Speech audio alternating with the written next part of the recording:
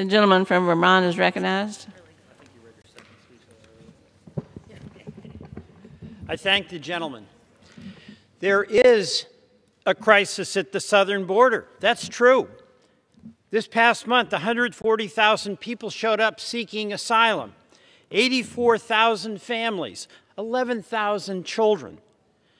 But every single thing that the Trump administration is doing, led by President Trump himself, is making a very dire situation worse. First, start with the definition that our president gives what's going on. It's the arrival of rapists, of criminals, of gang members.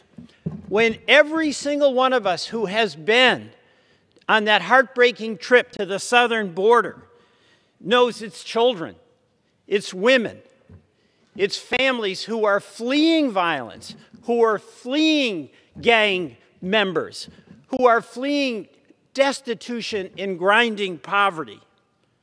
Those are the people arriving at the border, and their crime, made criminal by the administration, is to seek help, to knock on America's door and ask for help. We may not be able to do all that we would like, but is it a crime for a person to ask for assistance?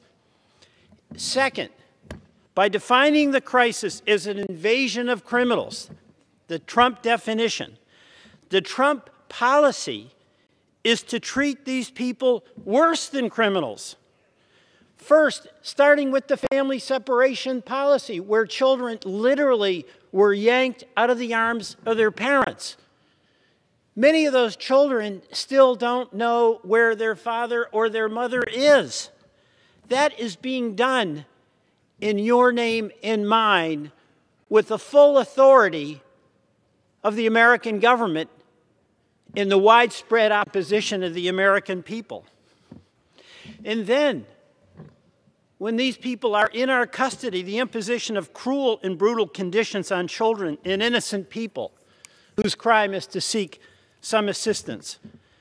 We had a Trump attorney in federal court arguing that when it came to fulfilling the duty that we had holding in custody children, that it was okay to deny them toothbrushes, soap, access to showers, sanitary conditions, sleeping on cement floors in frigid conditions. This is shocking.